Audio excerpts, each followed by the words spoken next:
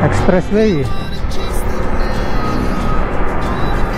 Expressway. Ito, napakalapit nung bundok sa atin, no? Anong bundok kaya yan? Tanawan Institute. Pagkano natin dito, nasa kanan siya. City of Tanawan. Nandito na tayo. Dito pala yung bangko. Nandito na tayo sa Bravo Business Center. Dito yan sa Tanawan, Batangas. Nandito yung LOLC Bank. So dito tayo magpapa-interview.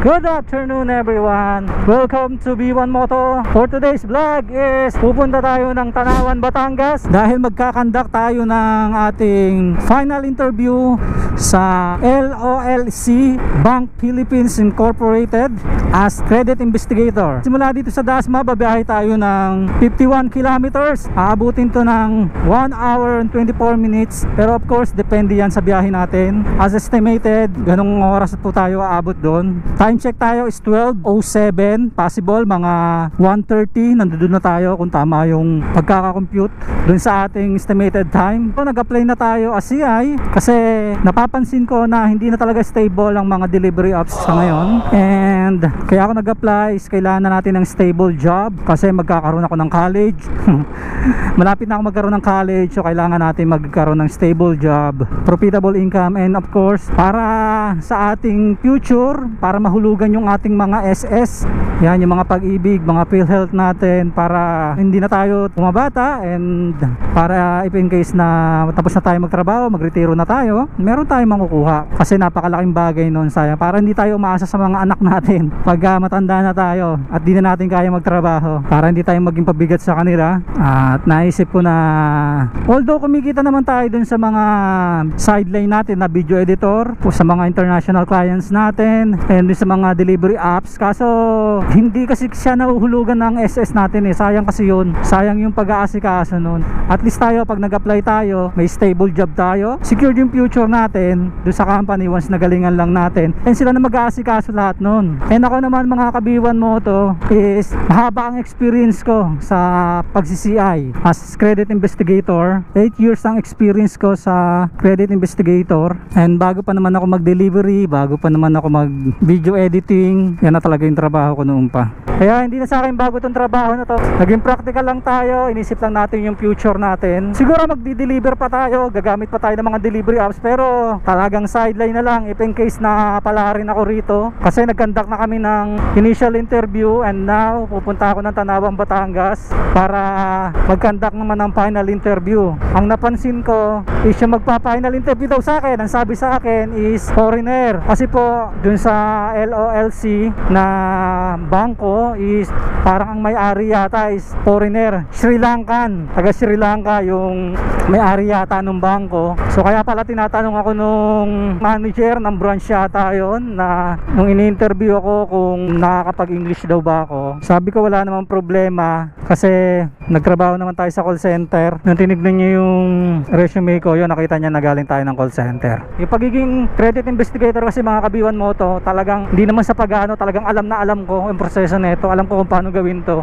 Kasi nga ito yung ginagawa ko sa napakatagal na panahon na. Naging CA ako ng appliances, naging CA ako sa lending, sa bangko, sa motor, yan. Ngayon babalik uli ako sa bangko. To kaya ako nag-resign noon sa field, nagpahinga ako kasi napagod tayo sa field. Pero later on, na-realize natin na parang dito talaga tayo kasi ito na yung expertise natin eh. And syempre, may benepisyo syempre, diba? Yun yung mga habol natin, yung benepisyo na yun. Hindi kasi may bibigay ng mga delivery option. And as of now, talagang wala rin naman ikaw nakikitain sa mga ganun. Nandito na tayo mga ka-B1 Moto sa Tagaytay. Bali, dito tayo dadaan sa may Sungay Road. Kasi dito yung pinaka mabilis papuntang Tanawan. So bali 48 minutes, 33 kilometers pa yung babiyahin natin mga ka-B1 Moto. Pero mukhang tatagal kasi sa ganitong takbo natin. And malamig dito mga ka-B1 Moto. Kahit tanghaling tapat, nasa Dasma napakainit kasi maraming puno. Siyempre, alam niyo naman Tagaytay, talagang malamig. Pero mainit na rin, siyempre. Kaya mainit siya, pero hindi naman ganun kainit sa Dasma, katulad sa Dasma na sobrang init. Bali sumusuot pa rin sa mga binabalat ko yung lamig kahit ganito kainit, kahit gantong oras, alas 12 pasado, quarter to 1. Nandito na tayo sa Tagaytay, Starbucks Tagaytay. So makikita na natin yung view dyan. Ayan yung view.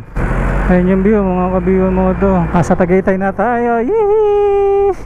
Ayan, ang lamig dito, ang sarap. Kailangan natin magmadali na, baka hinihintay na tayo doon. Actually may kasabay tayo, kanina in-interview, siya dumiretso na siya, na siguro nandun na siya kanina pa. Pero tayo, sabi ko uwi muna ako para kumain. Nung nakaraan umuusok yun bakit ngayon hindi? Lagpas na tayo din sa may Sungay Road. Hindi ko na pinakita sa inyo kasi panoorin nyo lang din sa isang vlog ko, yung dinaanan ko yung Sungay Road. Gumawa tayo ng separate vlog nun para pakita sa inyo yung mismong, yung full video simula nung pag-akyat hanggang pagbaba. Ilang beses na rin ako dumaan dito sa lugar na to mismo. Welcome to Barangay Tumayaw. So hindi ko lang alam kung anong Talisay yata to, Talisay. Ang punta natin bali sa Tanawan na-interview na siguro yung kasama ko kanina. Titignan natin kung saan yung murang gas dito, papagas tayo mamaya. Flying bee, pwede na to mamaya. Grabe, napakainit dito. Yan, 13 minutes na lang mga kabiwan mo to. 6 kilometers na lang, 6.7 kilometers na lang ang layo natin papuntang LOLC Bank Philippines dito sa may Tanawan branch. Ito siguro yung head office nila o main office nila kasi dito pinapapunta yung mga i-interviewin, yung mga final interview. Sana hindi pa nagkaka-interviewan, sana hindi pa ini-interview yung kasama ko kanina. Although wala naman sinabi sa amin kung anong oras, wala namang sinabi kung hanggang anong oras kami, wala naman kaming call time. Nagkaroon lang kami ng call time kanina dun sa may 9:30 yung umaga. Pero ngayon wala naman, basta sinabi pumunta lang kami. Hihintayin naman daw kami doon hanggang hapon. So okay lang, maaga pa naman, alauna lang. 1:19 pa lang naman mga kabiwan mo to. So siguro 1:30 nandun na tayo. Ano ba to? Munisipyo ba to? Hindi ko alam.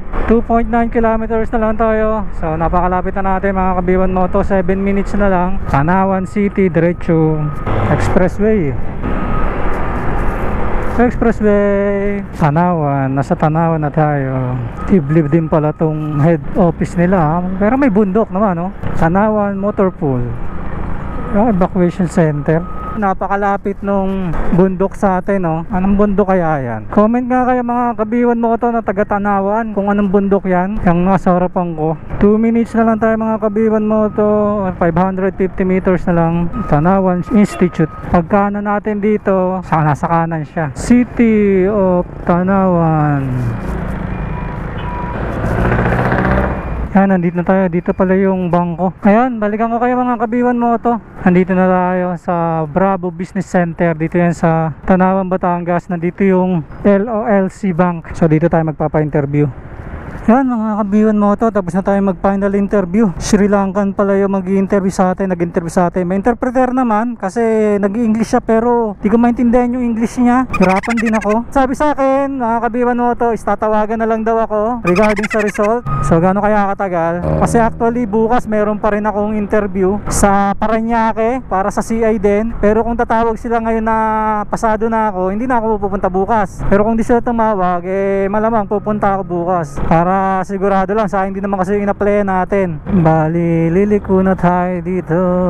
Yan, sana mag-update sila ngayong araw din na to para makapag-decide ako kung aalis ako bukas. Actually, ngayon lang ako nakapunta sa city ng Tanawan. Yan, siguro hanggang dito na lang mga kabiwan mo to. Sana nagustuhan ninyo kung paano yung proseso ng pag-a-apply sa CI. So, usually ganun din naman. Iba lang yung mga klase ng tanong na ibibigay nila sa inyo. Of course, syempre, related yun dun sa pagiging CI.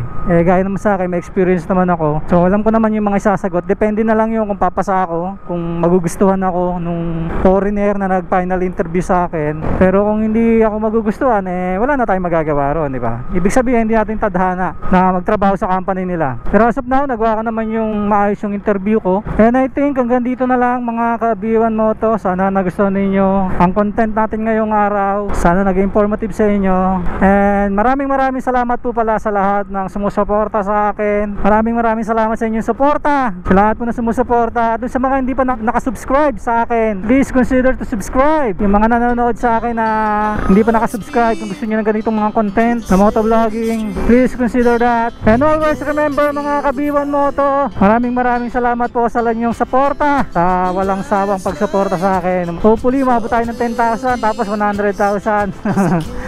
Mangarap na tayo, dire-diretso na, wala nang masama. Ayun, always remember mga ka-B1 Moto, pray before you ride, ride safe, God bless, B1 Moto out, bye bye.